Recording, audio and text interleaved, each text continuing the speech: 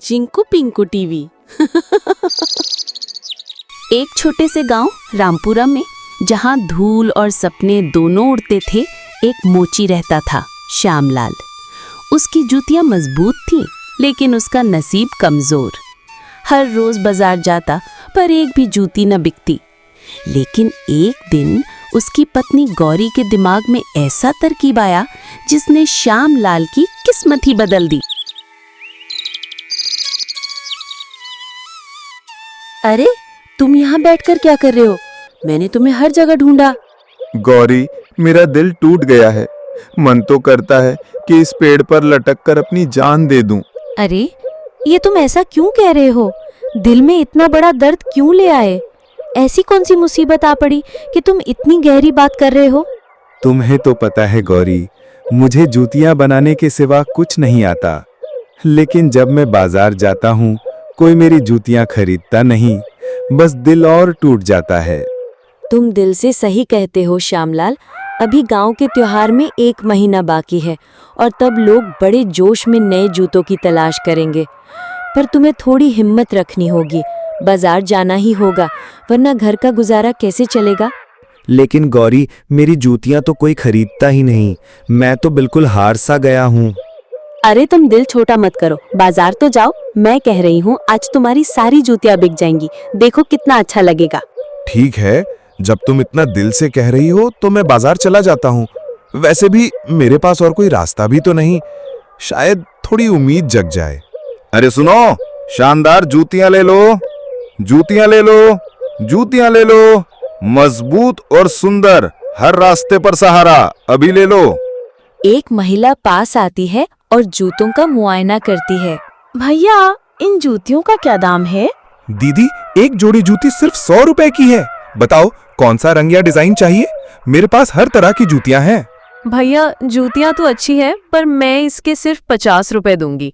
दीदी, 50 रुपए में तो मुझे बहुत नुकसान होगा। मैं इतने कम दाम में नहीं दे सकता। नहीं दे सकते तो अपनी जूतियां अपने पास ही रखो। वैसे भी ये जूतियां कोई खास नहीं है। वह श्यामलाल का मजाक उड़ाते हुए चली जाती है। एक और आदमी पास आता है। अरे श्यामलाल, तेरी जूतियां तो बिल्कुल घटिया हैं। पिछली बार जो मैंने ली थी यार, वो तो एक ही दिन में फट गई। क्या बकवास है। सोच, नंगे पैरों से घर जाना पड़ा। पूरा मोहल्ला मजाक उड़ा रहा था। अरे भाई, मेरी जूतियां मजबूत हैं, तुम ऐसा नहीं कह सकते। तुझसे बात करना ही बेकार है, मेरा वक्त बर्बाद किया है। लगता है मुखिया जी ठीक कहते हैं। त्योहार का समय नहीं है तो कोई जूतियां क्यों खरीदेगा। मुखिया जी पास से गुजरते हैं और श्यामलाल की उदासी देखते हैं।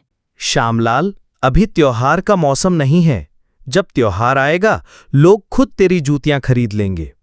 अभी कोई जरूरत नहीं। हाँ मुखिया जी, शायद आप ठीक कहते हैं। उफ, लेकिन मेरी जूतियां तो कोई खरीदता ही नहीं। सुबह से शाम हो जाती है और एक भी नहीं बिकती।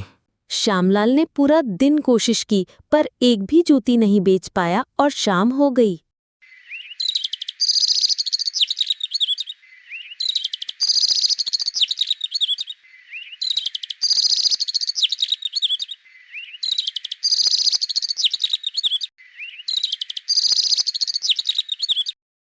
श्यामलाल निराश मन से खाली हाथ घर लौट आता है।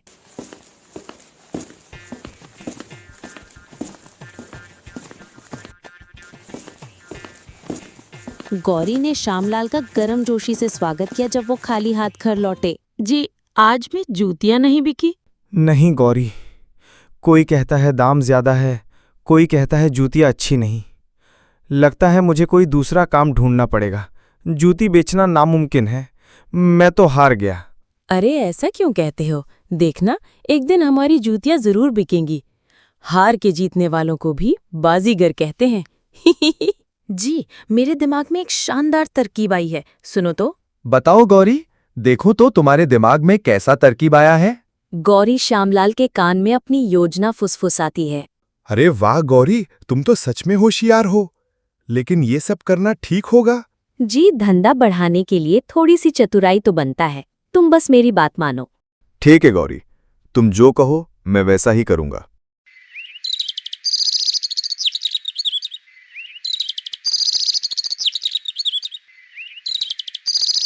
अलख निरंजन, सुनो मेरे बेटा, नहीं तो पड़ेगा तुमको चाटा। बाबा जी आप कौन हैं? मैं तो आपको इस गांव में पहले कभी नहीं देखा। बेटा, मैं दूर से आया हूं, हिमालय के पर्वतों को चीरकर, समुद्रों को लांघकर।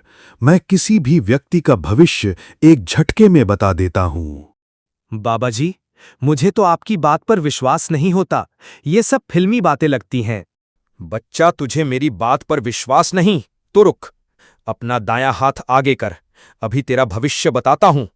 और फिर वो व्यक्ति अपना दायां हाथ आगे करता है और बाबा जी उसका भविष्य बताने लगते हैं। सुनो आलोक, किस्मत का है खेल अनोखा, दिल पे पड़ेगा बोझ, टांग पे ठोका। बीवी के मन का तार टूटेगा छन से और तुम्हारी चाल पड़ेगी ठन ठन से। बाबा जी, ये क्या कह रहे हो? बीवी का दिल टूटेगा और मेरी टांग? ये कैसे होगा? किस्मत के रंग हैं बड़े निराले, समय खोलेगा राज सारे सवालों के प्याले। आलोक का पैर अचार की बोतल से टकराकर और बीवी का पसंदीदा अचार वाली बोतल गिरकर टूट जाती है। हाय राम, ये क्या हो गया? बबीता का मायके वाला अचार की बोतल? अरे बाबा जी की बात सच हो गई, तंग तो नहीं टूटी, लेकिन ये तो बीवी का दिल टूटने वाला मोमेंट है। मैं गया। बबीता अंदर आती है, उसकी आंखें गंदगी देखकर चौड़ी हो जाती हैं। आलोक, ये क्या किया तूने? वो मेरा मायके का एयरलूम था, मेरी नानी का प्यार, मेरी दादी का स्वाद, और तूने उसे अचार का कचरा बना दिया। अरे बबीता जी सुनो तो, ये सब बाबा जी का भविष्यवाणी है। उसने कहा था टांग टूटेगी, बीवी का दिल टूटेगा। मैं तो बस सोच रहा था उसके भविष्यवाणी के बारे में और ये हो गया। तो क्या तूने बाबा जी के कहने पे मेरा अचार का मटका फोड़ा? हाँ आलोक, तू अपना दिमाग तो नहीं फोड़ना चाहता ना? अरे बबीता जी सोचो, बाबा जी ने कहा दिल टूटेगा, लेकिन ये तो बस अचार का मटका टूटा। चलो, दिल बच गया ना? दिल बच गया? अभी तेरा दिल और टांग दोनों टूटेंगे। ये बेलन कहाँ? अरे बबीता जी रुको, बाबा जी ने ये नहीं कहा था कि बेलन से टांग टूटेगी। ये तो चीटिंग है भविष्यवाणी के साथ। चीटिंग? तूने मेरी नानी के 50 साल पुराने अचार का सत्यानाश किया और बोलता है चीटिंग? अब देखा लोग, मैं तुझे बाबा जी का असली भविष्य दिखाती हूँ। बबीता जी माफ कर दो, मैं बाबा जी के पास जाके उनका भविष्यवाणी कैंसिल करवा दूंगा। बोल दूंगा बाबा जी गलत बोल दिया आपने। क्या यही तुम्हारी सेवा है? पति तो परमेश्वर होता है ना? हर देवता की अपने ढंग से होती है। कोई आरती करता है, कोई फूल चढ़ाता है, और तुम्हारी सेवा बेलन से ही होती है, समझे? बबीता ने अपना गुस्सा बेलन से हरी पर उतारा। आउच, क्या कर रही हो भाग्यवान? ये तो हर घर की कहानी है, इसमें भविष्य क्या देखना। अलख निरंजन, अलख निरंजन। संत जी की मुलाकात गांव के दूसरे व्यक्ति मोहन से होती है, जो परेशान दिख रहा है। बेटा, तेरी मूछें लंबी लंबी है पर दिल बेचैन है। बता, क्या समस्या है? संत जी, मुझे पैसों की सख्त जरूरत है, क्या करूं? निराश मत हो, थोड़ी दूर चलने के बाद तुझे चवन्नी मिलेगी। आज के जमाने में चवन्नी में क्या आता है?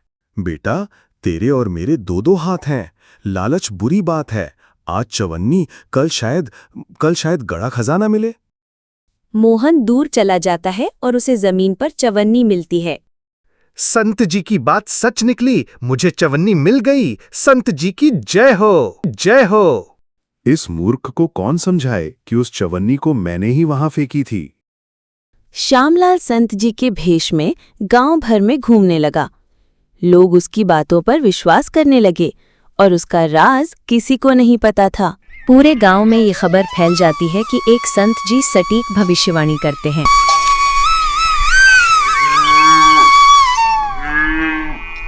चिंतित मुखिया श्यामलाल के पास पहुंचे।